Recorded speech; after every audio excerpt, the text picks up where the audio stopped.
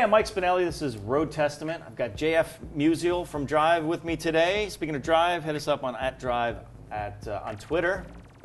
Just like Tiff Needell did. Look at that. Tiff mentioned me on Talk Twitter. of the office. Mike Spinelli got mentioned by Tiff Needell. And yes, this and I've been is driving all sideways all about. weekend. Yes. Yeah, exactly. So I'm very happy. Thanks, Tiff. But he's writing for Evo now, right? Yes, he's writing for Evo, where our own Chris Harris used to be writing in the editorial well.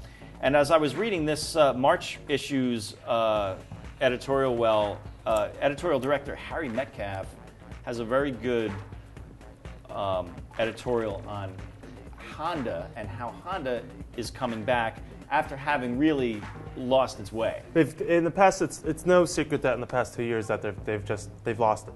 Yeah, lost it. And this is, by the way, this is up here, this Honda Odyssey, because it's the most exciting thing that Honda is doing right now. 248 horsepower. And, that's scary. Yeah. That's scary. Well, I've looked at Honda recently as being just an appliance company, and this proves that. And that's a problem for a lot of companies, but as we're going to try to talk about or try to show that Honda is actually coming back with some cool performance stuff that we're going to be happy about. Mm-hmm. But let's take a look at the guy who's doing it. All right. So Takanobu Ito. That's the CEO of Honda. CEO of Honda. He came in only a few years ago. Yes. Right? Okay. Yes. And this is him riding Casey Stoner's MotoGP bike, which proves he's a fairly racy individual. Which is awesome, and it kind of brings Honda back to the roots. You know, Honda started off as a motorized bicycle company, right? And you look at this photo, and it kind of depicts the new age of Honda, which is a good thing. Well, Honda's also been an engineering company, and they're all of their products, because they make a ton of things. Yeah. Right. Let's face it. I mean, they make outboard motors, they make generators, they make all kinds of stuff, and it's really all about the cool engineering stuff. But this is an important message, more so than just a press release news item. Right. It shows that he cares and he comes from a history because he has a research and development background. Yes, his background is R&D, and but let's take a look at the next slide, which is his competition. Yeah, you're right, exactly. His competition, which is Toyota. Akio Toyota, who actually races. He races in the 24 Hours of Nürburgring. Yeah, he raced the LFA right a few times. Yeah. So let's go quickly through this stuff. So Toyota hasn't really lost its way as much as Honda has, even though they don't sell a lot of low-end stuff right now yet. But ISF. There's the ISF. You've LFA, got of course, which has been an engineering exercise for 10 years, which is a fantastic thing to have. Exactly. And of course, what's coming up is the GT86, Scion FRS, all those. Scion FRS, also working with Subaru, and then the LFLC, which is very cool. GT competitor to 911, all those high-end. Yeah, I mean it's right. So that we don't know whether that's coming out yet or when it's coming. We know out. That's coming, which is a very good thing for the company. We know it's probably coming. I can't. Okay. That's possibly coming. Okay. No, but we know that they're on it. So let's take a quick look at what Honda lost along the way. So NSX gone. NSX, the years of awesomeness. Yes. And this was the car that really depicted the best of Honda for nearly a decade. Yeah. Senna was a part of this program when it started, which is awesome. Yeah, it's awesome. Also awesome, and the connection now to CEO Takanobu Ito did the aluminum chassis for this. That's awesome. So, he came from research and development, and now he's the CEO, and he was part of that. His heart and soul work was in this car. So that's promising, but let's take a look at some other stuff that they blew. They also blew it with F1 before we even get to the S2000. That's true. Formula One, they're no longer in Formula One. Formula One, they dropped. All right, so let's look at it. They had Jensen Button back then. And 2008, dropped Formula One. Yeah. Or so 2005, dropped NSX. 2008, dropped Formula One. 2009, S2000. dropped the S2000. It's like the shitstorm of bad decisions just happened right there. And mind you, it could have been all down to the budgets and the balance sheets at that point, which I completely understand. Business owners and board of directors make those decisions because they want to keep the company alive. So I understand. Well, this was just such a great car. I mean, revved to like a million. 11 million. I mean, this car, like the NSX, was out for so long they couldn't keep producing it to fit with the regulations and standards, and they couldn't invest into a new one. So they just kind of had to disappear, and they had to wait for the right time. Well, this isn't coming back, and also the second thing that probably the fourth at that point is Type R went away. Now, in America, we just didn't never ever got had this. So we can't really mourn the Type R, but the Brits can, and Yes. the Japanese can, Yes. and so Yes. that's the last. That was really the last enthusiast. And what do we have? Cars. What have we had over the past 2 years? And by the way, holy crap, the Civic is terrible. So that's right now. I mean, the problem that they have in America right now is that the Civic is horrible. It's got a terrible interior. It's not even America; it's the world. Right. This car has been a total flop. Everybody has been talking about how. In fact, it's so bad that they're rushing out a new version, or at least an updated version, could be as early as the end of this year. And this was the cash cow for the company at one point. At one point. At But one now point. it's the thing we saw in the beginning. It's Yeah. the Odyssey. So Yeah.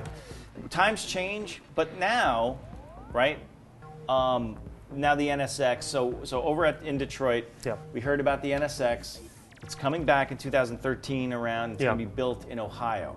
So Which is a huge step It's a forward huge for step any forward. company outside of America building their Halo car in a different country.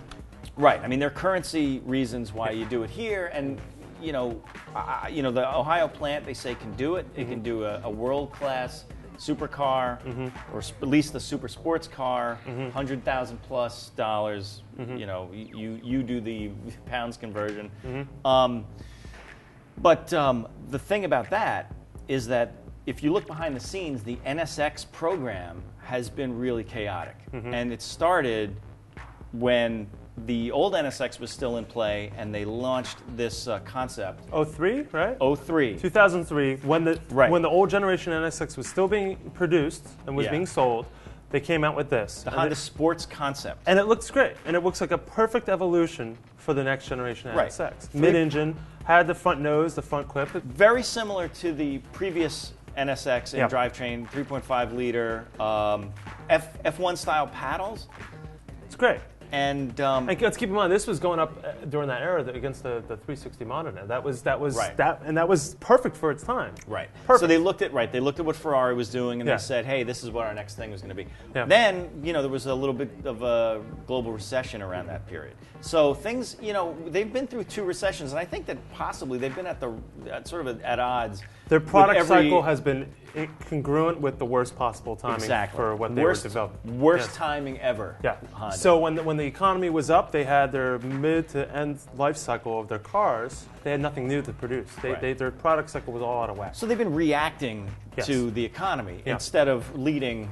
So Exactly. when the economy turned around, they had something Exactly. to go with. And then that became in 2007 the advanced sports car concept. Which moved the motor to the front, Right. right? Which was a completely different evolution to the NSX. It wasn't Right. even going to be called the NSX even. Okay, and don't forget they were still doing Formula One at that point, and Yep. and Formula One was still V10s. Yes, there were at V10s that at that point, yeah. So this had the V10. had a front engine V10, totally changed the NSX Yep. platform around and made it a front engine GT car. Yep. So that was their calculation in 2007, was that mid-engine they weren't going to be able to support, Yep. and that more people were going to buy And I I have a hint that was probably around the same time that they got wind of the LFA program at Toyota. As Toyota has been producing that car, developing that car since early 2000s. Yeah. They said, okay, we have to match them, and this was the answer. I mean, maybe they both got the same market research survey. They paid for the same market research. They probably use the had same. one consultant agency that gave them the same report. Right, front engine. And then it became this.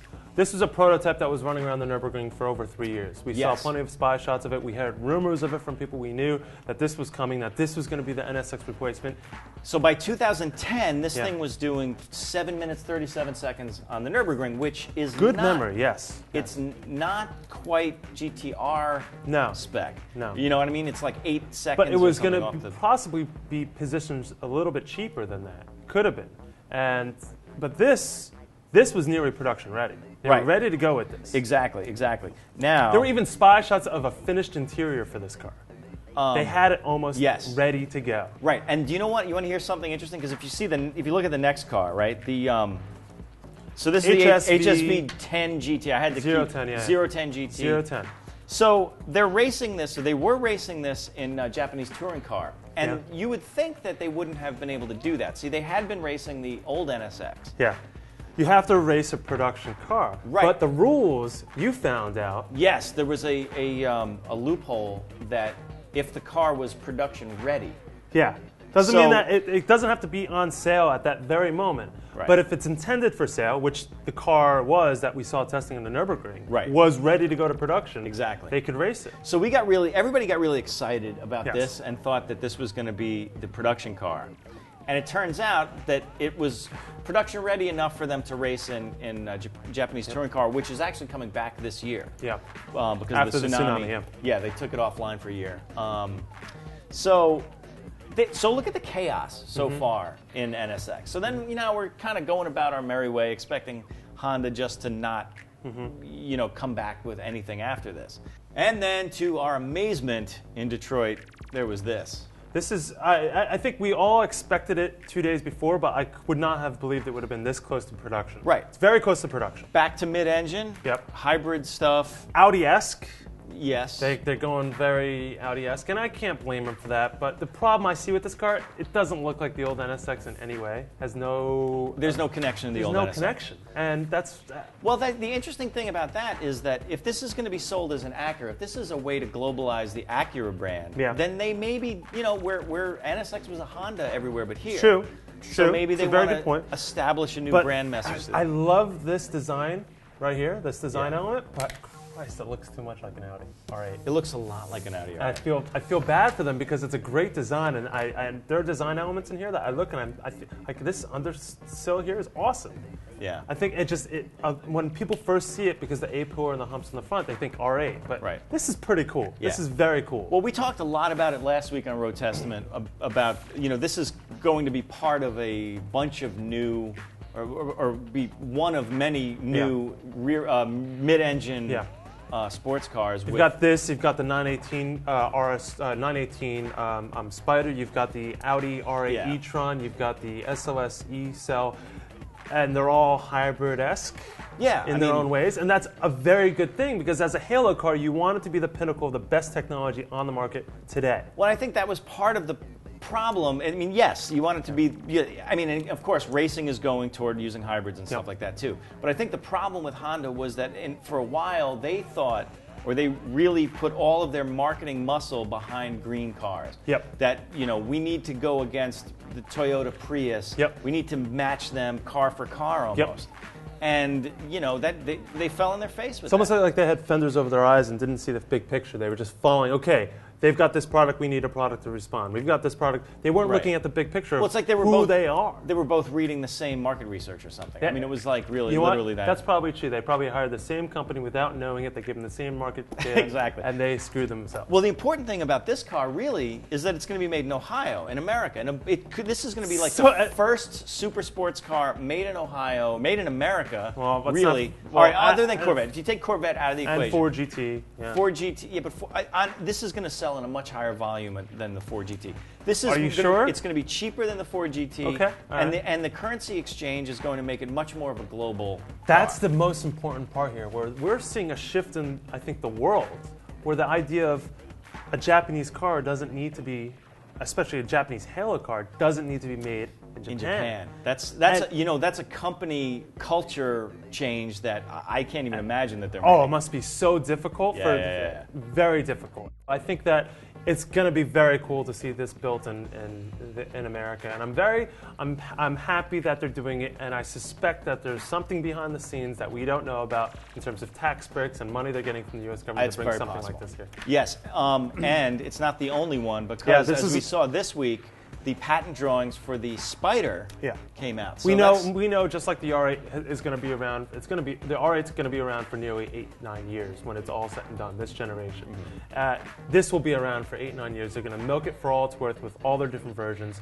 We'll eventually probably see it racing somewhere just to give it some pedigree. It's going to be the halo car that Honda needs. It's whether or not we as enthusiasts will adopt it. Whether Honda is going to work its downline, whether the cars they need an S2000, they need something to compete with the FT86, FRS. Well, let's see how those do. I mean, we love them. We love the idea that the Toyota and Subaru are doing those. Right.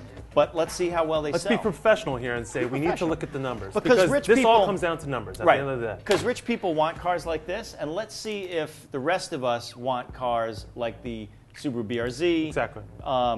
Toyota GT86. Can we just talk about the BRZ to get the tags in the Yes, SEO? to get the tags. So the BRZ right now is you can only buy, there are only 6,000 come in the U.S.? Yes, only 6,000 coming to the U.S. Add it to the tags, Ian. Right. Anyway, so that's Road Testament. Let us know, what do you think? What do you think the next generation of Honda sports cars, performance cars that might be cheaper are going to look like are going to be? So Cool. Hopefully that'll be awesome. I'm gonna read this magazine. It's pretty cool. It's a good issue. Later.